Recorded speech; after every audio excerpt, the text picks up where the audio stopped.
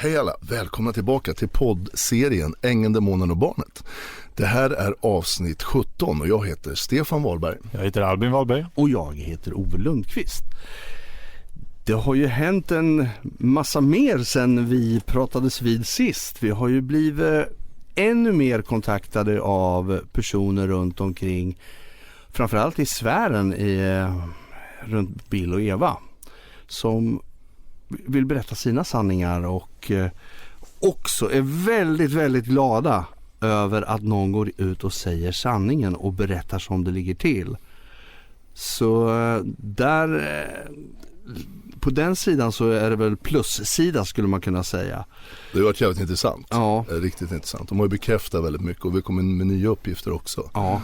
Plus att man upplever, för de vi har pratat med några gånger nu, upplever ju lättnad lite grann. Och just det du säger, att någon vågar ta täten liksom och prata om det. Ja. Så de får en förklaring på alla deras misstankar och funderingar framförallt som de har haft genom åren. Där det nu blir så här, ja men det är väl klart. Det är ju så här det är. Äntligen får liksom... Ja, det jag tyckte var det mest genomgående i de som har hört av sig. Att det är flera som säger det, just det att, men shit, jag har ju känt att det är någonting. Det här, nu stämmer ju allt. Ja. Men det har nästan alla mer eller mindre har sagt det. Ja. Att de vet att något är vajsing, men de har liksom inte... Det är vissa pusselbitar. Ja, vissa pusselbitar som har fattats. Ja. Och sen har de då lyssnat på podden och bara ringer och känner sig lättade och liksom tackar allt möjligt. Det är jättekul. Och jag bör säga det, modigt av er som hör av er, fortsätt med det om ni vill. Och om ni vill, självklart så är det sekretess, det är inget att snacka om. Det stannar mellan oss om ni vill. Och vill ni att vi ska vidareformera något eller vidarebefordra något i podden här, så gör vi det tillsammans med er i så fall. Men det är jättegod. Det är modigt av er och jättekul. En annan sak som jag vet inte, måste jag kolla mer, för det jag har fått höra från flertalet som jag har pratat med, det är, som jag har nämnt om podden, så har de satt igång och börjat lyssna på första avsnittet och sen har de sträcklyssnat rakt igenom. Jag pratade med en senast nu i söndags som hade sträcklyssnat. Han började lyssna på den då när jag nämnde det för ett par veckor sedan första gången. Så hade han sträcklyssnat igenom det.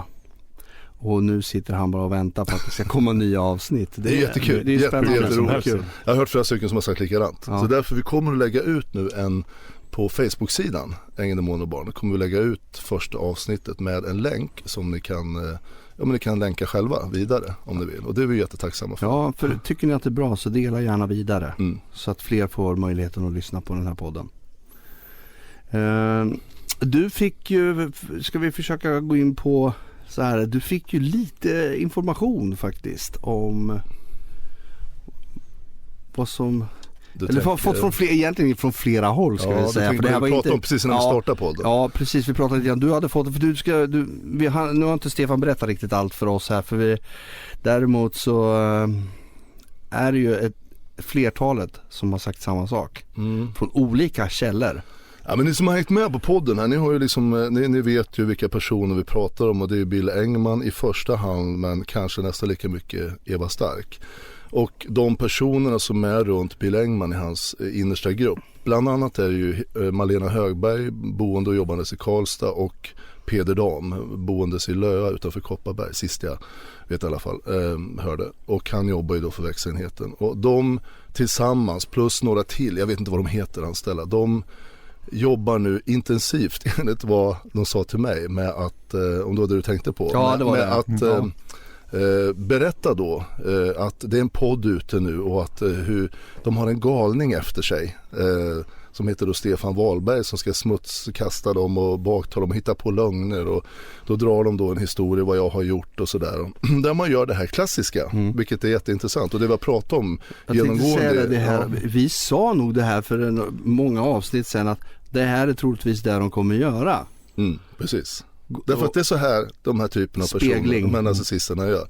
Spegling och projicering. Alltså det de gör själva, Och nu är de ju lite, vad ska jag säga, ja men nu kommer ju sanningen ut. För den som vill lyssna på sanningen, här är den. Ängeln, demoner och barnet, lyssna. Det är det vi har hållit oss, på gott och på ont har vi hållit oss gällande sanningen hela tiden. Och det kommer vi fortsätta med också. Det här blir ju lite stressande då, för det är klart att det kommer fram många jobbiga omständigheter.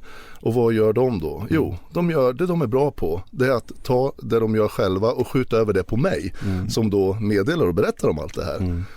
Och då försöker de intensivt. Sen är väl alla ni som socialsekreterare runt om i landet som de pratar med, och alla andra med, lyssna på podden och sen lyssna på de inspelningar som finns, de meddelanden vi har läst upp och så vidare.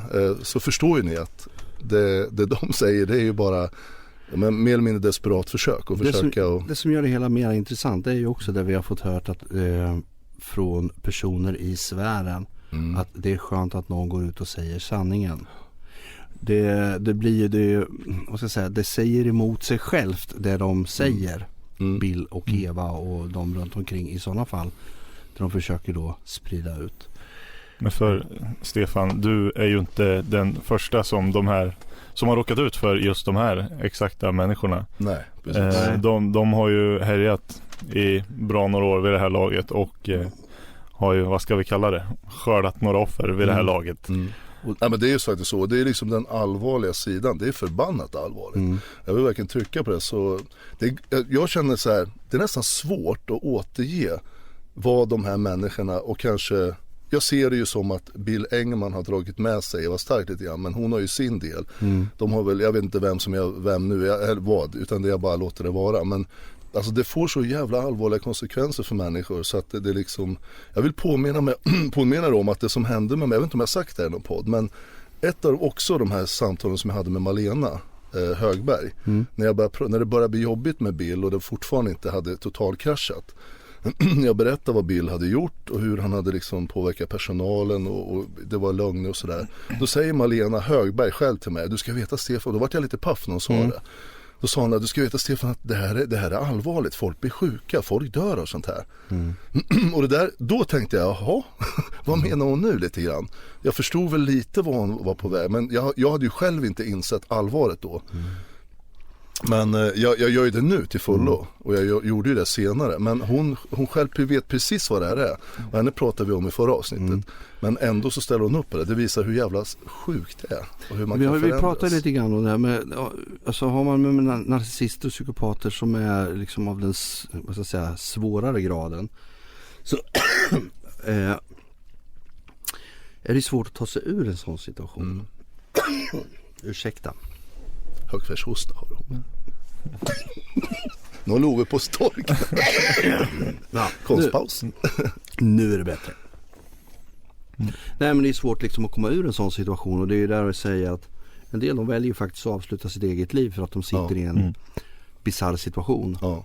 Och det blir så jobbigt. Man blir liksom misstrodd, baktalad och ljuger om alla människor runt omkring till slut. Det kan bli så illa. Och till dig som lyssnar på det här som har varit utsatt för det här, du vet precis vad vi pratar om. Och det vill vi återigen säga, som jag har sagt flera gånger, du är inte själv. Jag vet till 100% hur det här funkar, och de skördar liv. Alltså, jag ser det som, det här är min egen åsikt. Och den är välgrundad tycker jag. Jag ser det som att Bill skördar sånt här efter sig. Folk blir sjuka, folk mår dåligt, fruktansvärt dåligt psykiskt. Folk dör till och med. Jag ska inte anklaga Bill för att det är direkt hans fel, för det kan jag inte göra i podden, känner jag. Men alltså i följderna av den här typen av grejer, vad vi så nu kallar det här narcissistiska människor, med väldigt högrankade narcissistiska människor som jag kallar dem, så följer det. Alltså, ni som har lyssnat på podden vet ju vad som har hänt, och ni kommer få höra mer också. Och det är jävligt allvarligt, det är det. Och det viktiga som sagt, jag vill påminna igen, om du som lyssnar nu sitter och mår dåligt och lever i sånt här. Det du ska göra först och främst, gör dig duktig på det, utbilda dig, lyssna på föredrag, läs om det och gör dig duktig på hur det här fungerar, så att du kan förstå det lite till den nivån där du kan börja förstå vad du ska göra åt också. Och liksom sakta backa undan, som vi har sagt. Ställ inte de här mot väggen. Det funkar aldrig, skulle jag vilja påstå. Utan sakta backa ur och stärk dig själv genom att tro på det du tycker och tänker själv, och liksom lita på dig själv och din innersta känsla. Skaffa dig kunskap och sakta gå ifrån det. För det kommer en dag när du kommer vakna och känna, äntligen, jag kan bara andas igen. Om du inte slutar försöka.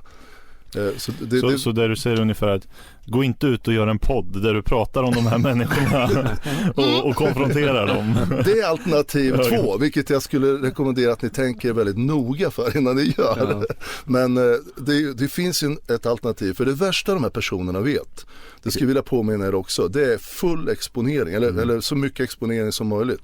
Och väldigt mycket exponering, det tycker de inte om. Det är liksom, de vill absolut inte bli liksom att det kommer ut vilka de är och vad de gör för någonting. Och verkligen sanningen. Och här har vi ju som sagt samlat ihop. Jag har ju samlat ihop under några år.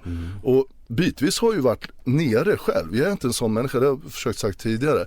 Peppar, jag är väldigt glad för det. Att jag är så pass positiv och har känt mig så stark så att jag orkar gått igenom det. Även fast det är svek och hela min ekonomi försvinner och allt man. Ni vet ju, ni som har lyssnat på podden. Men när man kommer ur, jag har hela tiden gått och funderat lite grann på vad jag kan göra liksom. För jag är inte heller en person som börjar liksom att bete mig, jag vet inte vad, om man nu skulle åka och ge någon en kokstryk, vilket man kan tänka tanken. Det är ju inte olagligt. Nej, men att göra det olagligt. Nej, men det gör inte det. Nej. Och liksom sådär, och ni förstår vad jag menar. Men att man tänker alla möjliga olagligt tankar. att ge någon en kokstryk, det kan man det är du. Men ni förstår vad jag menar. Det får stå symbol för att man vill göra någonting därför att man har blivit extremt orättvist behandlad. Och det är ju, då tänker jag, det som har räddat mig lite grann, det är att jag tänkt, vad har jag för del i det här? Jo, jag har ju varit rätt naiv i det här. Jag har ju liksom litat på människor jag absolut inte skulle lita på. Okej, då får jag dra en lärdom av det. Och sen så får jag liksom satsa på nytt igen och inte lita på människor riktigt lika mycket. Så att jag lägger hela min ekonomi eller något sånt där, något liv i någon annans händer. För det är inte så jävla bra. Det kan man väl. Jag tänker så här när du pratar om gör inte en podd om du ska göra det här. För vad som händer nu också, det är att du hänger ju ut dig själv precis lika mycket. Ja. Det är ju där, och du har ju tagit det beslutet att så får det bli, och det har du ju sagt tidigare. Ja. Jag tänker på en annan grej. Det som gör att det blir lite extra, vad ska jag säga, komplicerat, det är ju att är man då en högrankad narcissist och bygger en armé runt omkring sig, och ju större armé man bygger kring sig, desto svårare att penetrera kärnan på något sätt. Därför att den här armén runt omkring fungerar som en skyddsbarriär. Därför att de får göra allt skitgöra. Så nu vet ju inte jag, du har ju lite mer information kanske kring hur den här armén har fungerat runt omkring. Ja, men de jobbar ju hela tiden. Det var ett exempel jag nämnde nu, det här med att de nu håller på med någon slags kampanj där de liksom ska få tillbaka förtroendet för de kommuner och socialtjänster som de tror möjligtvis vet om podden och sådär, och det blir lite förvirring. Men där jobbar ju både Malena och Peder, vad jag fick berättat häromdagen, för att åka runt nu och ta kontakt med dem. Alltså väldigt planerat, det är en kampanj nu verkligen, där de ska kolla upp alla socialtjänster så att ingen liksom har lyssnat på den här podden och tror något annat än den version av sanningen som de framför då. Därför att de vill under inga omständigheter att deras chef då, och ägaren till bolaget, Bill Engman, ska komma i något dåligt väder. Ja, just det. Och det är väl hans själv, alltså det vi säger, det är ju inget smutsprat eller någonting, det är ju rena, raka sanningar, rätt upp och ner. Och det är där man då ska försöka och hävda att det här inte stämmer. Genom att då göra en swipe på det och bara vända det mot mig. Och att jag skulle då vara, allt vad de nu, jag hörde att de hade kallat mig allt möjligt och hur jag har utsatt Eva, vilket de självklart inte vet. Det är ju bara kommit från Eva, men det här med övergrepp i många, de har tar i så de håller på och storknar. Alltså jag är ju den mest fruktansvärda människan som finns. Och då är jag den människan som hade företag med Eva och Bill, ska ni tänka på. Jag har ju blivit av med vartenda öre som vi hade tillsammans i företaget. Jag menar varenda öre. Jag har liksom fått börja om från scratch. Och jag är då den här hemska människan. Så vad jag har gjort egentligen, jag vet inte. Och de har absolut inga bevis för någonting det de säger. Därför att det finns inga bevis. För jag har inte gjort det de säger. Däremot har jag en massa bevis som jag har visat upp och kommer visa upp mer i podden. Så var och en får, som är klok, vilket jag tror säkert att ni som lyssnar hör ju själva vart det barkar här. Men de kommer att kämpa.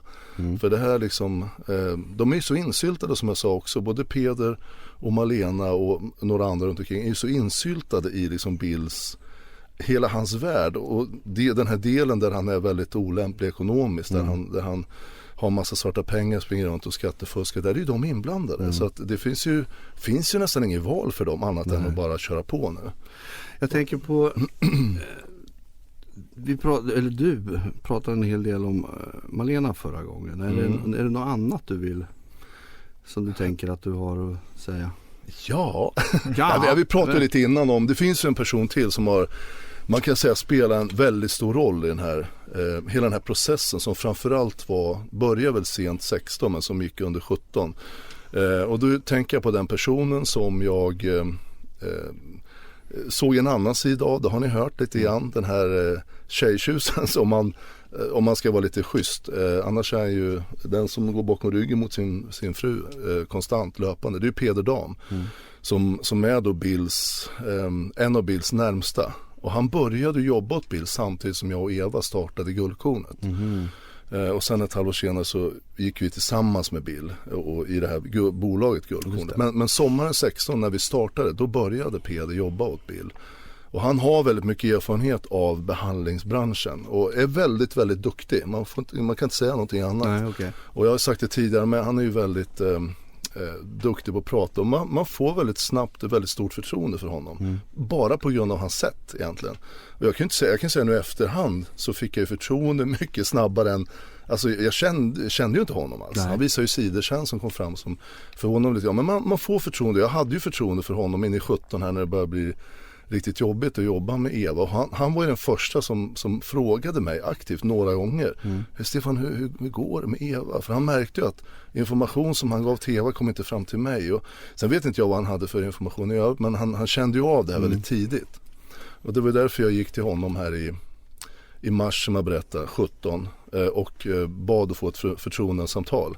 Och observera då, som jag sagt i podden redan, att jag ville ju prata om Eva, det visste inte han först, men då sa jag att jag vill ha ett samtal med dig och jag vill använda mig av din roll som terapeut, för jag vill använda mig av din tystnadsplikt.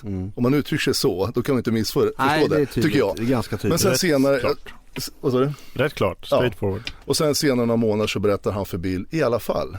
Och Bill tänker, nu ska jag använda det här och återge det här på ett helt konstigt sätt till Eva som får bananas, sätter fjott på mina bilar och sen resten är historia. Så och efter bilen hade brunnit här som ni vet också så det var ju han som ringde och skulle liksom, det var han säkert från Växas, för han och Bill visste ju om det Eva hade gjort, minst. Sen om det var fler vet jag inte, men jag vet att de två visste det Eva hade gjort. Och han ringer och frågar, Stefan, hur är det? Jo, men det är bra. Ja, men det där med bilarna, vet du vem det är? Var så väldigt försiktig och sådär. Och det var alltihopa. Han har ju funnits med som en väldigt viktig roll i den här processen. Ja. Och jag skulle väl kunna göra lite grann samma som jag gjorde till Malena i förra avsnittet. Därför att jag tycker att jag var, precis som jag var med Malena, rätt så nära. Jag kom väldigt nära henne under en period. Och det där förtroendet vart ju totalt ändrat sen. Men precis likadant med Peder så kände jag liksom en viss... jag kände en förtroenderelation med honom som var rätt viktig. Men han har ju varit med på den här resan. Han har vetat om mer än de flesta vad som har hänt. Han har varit väldigt delaktig i det själv. Så där vi är nu och hela den processen, han var upptagen som, jag vet inte om han ska vittna i den andra processen, men han har varit upptagen som vittne i alla fall. Att han ska sitta och vittna för Bill och Eva. Ja. Ja, det ska bli intressant att se. Ja, men jag vill liksom fråga honom precis som jag frågar Malena. Du Peder, du tycker ju om ditt liv som du har. Du tjänar vansinnigt bra. Det vet jag som sagt att du gör. Precis som Malena, ni är väldigt värdfördelade från Bill. Ni får julklappar och presenter och det är resor och du har väldigt hög månadslön med förmåner och sådär. Du kommer hem och lever bra med din familj. Jag vet att du har pratat om att det är viktigt för det här familjelivet och sådär. Du sitter och facetimar allt vad det är för någonting med familjen och du lever ett bra, tryggt liv. Men du måste ju ha noterat vid det här läget att jag inte riktigt lever ett sånt liv, tryggt liv som du gör nu. Och vad tror du att det beror på? Tror du att du har någon del i det här själv? Eller är du beredd att ta det ansvaret? Till exempel och gå ut och stå för saker och ting som du har gjort och ställa vissa saker till rätta. Det kommer du aldrig göra. Det är jag helt övertygad om. Du skulle förvåna mig och du skulle vara välkommet om du gjorde det. Återigen, jag har ju lämnat en öppen inbjudan till alla ni runt omkring Bill och Eva. Vem som helst får ringa hit och vill ni komma hit? Och det här kan jag säga direkt till dig Peder. Du som är så duktig så mycket, för det är du. Det kan jag ge dig. Du får jättebra feedback när du är inne och gör behandling på klienter och sådär. Men den här grejen, den vet jag att du har funderingar om och du vet mycket väl vad som har hänt. Det här är en öppen inbjudan till dig. Du får komma hit och så gör vi en podd. Där får du sitta och prata inom någon slags spann här, hur mycket du vill. Men jag kommer också ställa dig frågor. Om du vill komma och rätta till saker. Eftersom jag vet nu att ni håller på att berätta om den här galningen Stefan Wahlberg som håller på att prata illa. kom hit och så får du göra en podd. Den kommer vi att sända. Det är mitt löfte till dig. Kom hit så tar vi en podd. Och gör vi bara, du och jag, Ove och Albin här, gör en podd tillsammans. Det tror inte jag att du kommer nappa på, för det kommer inte du våga. Därför att det kommer inte gå så bra, eftersom det är så mycket lögner som du är med och stöttar. Du vet ju att Bill ljuger. Du vet att Eva ljuger. Du vet om att Eva har bränt upp mina bilar. Och så tog det eld på de buskarna som var mellan huset, så huset skulle ta eld. Och vaknade inte jag så tidigt som jag gjorde av att en granne såg där, så vet vi inte vad som hade hänt. Alltihopa det här vet du. Och jag bara... Hur kan du liksom bara leva på helt normalt? Det är det som jag ibland slår mig. Så här, hur kan du gå och bara leva ett helt vanligt liv med vetskap att du har gjort allt det här? Och inte bara till dig, Peder. Till dig som är Peders fru. Vet jag inte ens vad du heter, men hur kan du veta om att din man stöttar en man som har anlitat torpeder? Och det har han gjort. Bill har ju gjort det, det har vi ju hört. Det är ju inte bara, har han det? Jo, vi har ju hört det. Ja. Pierre har ju berättat med sina egna ord. Tycker du är okej att du har en man som inte bara vet om allt det här, stöttar det här? Dessutom är han helt tjejtokig. Och jag skulle kunna, om du ringde mig frun, så ska jag berätta vilka. Jag vet 2 som han har haft ett förhållande med under en längre tid. Och du, Peder, har ju berättat för mig, det här vet du också om. Alltså det är en värld av massor med lögner just nu runt här. Och du, Peder, är ju en av de personerna som liksom är huvudpersonen i det här. Och tack vare att du stöttar Bill, då kan Bill fortsätta. Och tack vare att du stöttar även Eva, så kan Eva fortsätta med det här. Och sätta mig i om möjligt en ännu sämre sits än vad jag är nu. Det handlar ju inte bara om dig också, utan vi har ju nu fått tagit del av andra som har fått blivit offer på vägen. De har ju inte sagt någonting, och de gör ju inget motstånd.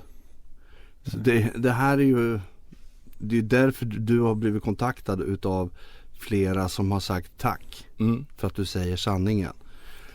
Och i och med att det kryper fram att det är fler som har blivit offer på vägen, så ser man ju omfattningen av det, att det inte gäller inte bara dig. Nej, och det är viktigt att säga, men jag vet ju minst, alltså direkt några av de som har ringt som har alltså från hjärtat sagt tack för att någon vågar ta upp det här som ingen har vågat pratat om. Därför att alla är så rädda för Bill. Och varför? Det begriper jag inte riktigt. Jo, han är farlig, men han är inte bara farligt elak, han är också sjuk, som jag ser det. Det är en sjuk kille som ställer till en jävla massa elände. Och ni, Malena, och du, Peder, och några andra, ni backar honom. Och det är där han har sin styrka. Om någon av er skulle säga att, som jag sa till dig, Malena, i förra avsnittet, fan, jag ställer inte upp på det här. Det här är fan inte schysst. Vilket det inte är. Nej. Då skulle det vända alltihopa. Och det skulle kunna kanske rätta till sig lite grann. Men ni fortsätter att stötta honom, så han kan fortsätta med det här. Jag såg att göra en lite snabb googling här. Jenny, om du lyssnar på det här, prata med din man om att han borde åtminstone lyssna på det här, så han vet och hör vad som har hänt här. Och hälsa honom att han borde komma hit och prata med oss. Och göra ett avsnitt med oss. Ställa allt till rätta här. Du är välkommen. Ja, men på allvar. För det här är liksom inte bara en liten podd nu vi gör för att prata lite och ha lite kul. Det här är fan allvar. Återigen, det är verkligen det. Du, Peder, är en av huvudpersonerna här. Du går omkring i Löa, jag vet du berättar om det, ni har massa grannar där och ni har fester, ni har så trevligt. Och du kan leva ditt familjeliv tryggt med dina barn. Det kan inte jag. För tack vare det här så har jag inte kontakt, det har jag berättat tidigare, med 2 av mina barn. Vilket har hållit på, men nu har jag fått på något sätt anpassa mig efter det. Men håller på att bryta ens hjärta i tur. Men du kan det. Men du stöttar någon som gör det här mot andra, bland annat mig. Och det är inte schysst. Det är fegt, det är jävligt ynkligt här. Vi håller ju på och gräver i en annan grej också. Som vi kommer ta upp. Vi har pratat om det tidigare, det här med polisgrejen. Den kommer vi håller på att jobba med den. Den kommer, tror oss. Ni som har väntat på det. Ja, vi nämnde ju det här i förra avsnittet, tror jag. Och det kommer en polispodd. Och den får ni bara inte missa. Det kommer bli spännande som fan. Ja, vi håller på och vi har så mycket bra material till den. Så att vi håller på verkligen och se till så det riktigt blir bra inspelat och sådär. Så vi har verkligen bra nivåer och allting blir korrekt. Och den kommer snart, så kan vi säga. Ja. Någonting annat som vi har på agendan idag? Nej, men som sagt, vi kan återigen säga bara att ni som funderar på att höra av er, vilken roll ni än har i det här, gör det liksom. Ja, alltså enda sätt att komma till bukt med sånt här, det finns gott och ont i livet. Jag ska säga så här, du behöver inte ha anknytning till Bill och Eva. Det kan vara er egen historia, det kan vara din syster eller, alltså alla har en historia om en narcissist eller psykopat eller flera i sin omgivning. Där ni är välkomna att höra av er och berätta er historia, så ska vi se vad vi kan göra. För att vi har fått några som har kommit och berättat sin historia och vi eftersöker. Det kan bli podd. Ja, det kan bli. Ja. Det är några som har velat berätta men inte vill podda om det, men det får man göra om vi kommer dit här och man vill det. En del vill bara lätta sitt hjärta och berätta och tycker att det är bra att någon tar upp det här på riktigt. Och det är det som gör att det känns bra. Ja. Faktiskt. Och det finns ju varianter på. Vi kan göra som den här klienten som var här och vi twitchar rösten lite grann. Ja. Så att man vill gå ut, man vill ändå säga sina egna ord, men man kan ställa om rösten. Eller så kan vi föra talan åt er om ni vill. Ja. Eller så kan ni bara bidra med någonting som hjälper. Ja. För som jag var inne på här, det finns gott och ont. Och känner man efter en stund så känner man åt vilket håll det är. Och det här är väldigt mycket åt det ena hållet. Ja. Och enda chansen att försöka göra liksom världen lite bättre, om man nu kan det är att försöka att belysa det. Och vi hjälps åt tillsammans. Till exempel som vi gör nu i podden här. Så ni är välkomna att höra av er.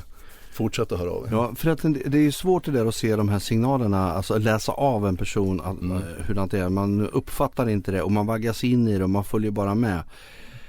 Vi kan ju ta bara exempel Lottes Stefan då, där vi pratar om när han åker med på en resa som han fattar ingenting förrän efteråt. Då vaknar han till och bara shit, varför är det ingen som har sagt något? Jo, men det har man, men man lyssnar inte. För man vill inte höra. Och det är väl lite så för de flesta faktiskt. Har man en gång liksom åkt in i det här och kanske haft sådana runt omkring sig och fått bearbeta det en gång, så det är en lärdom. Och man blir bättre på att hantera den här typen av människor. Och sen finns det, ska vi komma ihåg också, det finns fullt fungerande narcissister som är bra människor, inga konstigheter, men de har narcissismen som en drivkraft istället, precis som en del har sin ADHD som en drivkraft. De är inte konstiga människor, de har bara lite väl mycket energi ibland. Precis.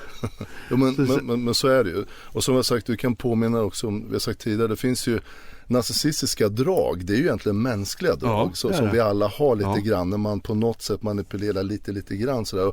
Det får man väl säga, det är ju mänskligt liksom, lite i olika situationer, speciellt i livet där man försöker att hitta vägar sådär, vad man nu gör för det. Men det vi pratar om här, det är ju de som går väldigt, väldigt högt på den här narcissistiska stegen liksom. Något som skulle vara intressant att ha som gäst i podden, kan jag tycka, det är en som har, för alltså narcissism, man säger så, det kan man ju inte bota, men jo, det kan man kanske. Man kan däremot få kontroll över det och liksom leva med det och vara en fungerande narcissist utan att ha de här liksom de här svåra dragen då.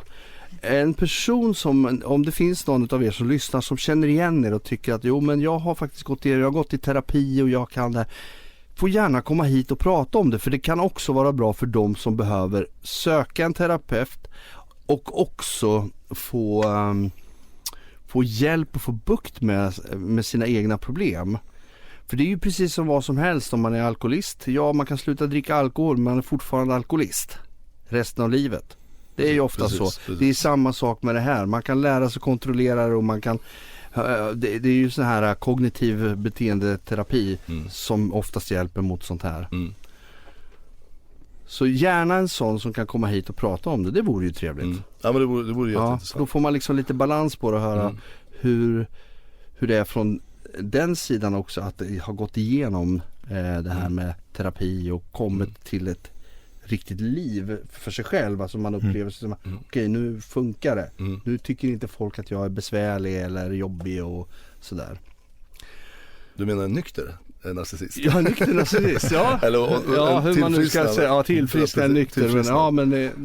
Och gärna någon sån här som kanske jobbar med om ni vill. Vi har ju som sagt, vi har sett på statistiken, vi har ju tusentals lyssnare nu och det är jätteroligt. Ja, det är jättekul. Ja. Men, och alla ni som kanske lyssnar då kanske känner någon som skulle passa in här, så om vi hjälps åt tillsammans så kan vi göra till något bra, för en av de viktigaste som sagt anledningen till att vi gör det är att vi ska försöka hjälpas åt och må lite bättre allihopa. Det är superviktigt. Och där behöver man lite stöttning och hjälp och det är väl därför vi väljer att gå ut och blotta allt det här. Helt enkelt. Absolut. Så är det. Så fortsätt att höra av er, jättekul. Ja, det tycker vi. Men ska vi ta avrunda här? Det gör vi. Ja, det gör vi. Det blir super. Och så får ni hörs vi gärna snart höra igen. Ja, hör av er. Var rädd om er allihopa. Ja, hej.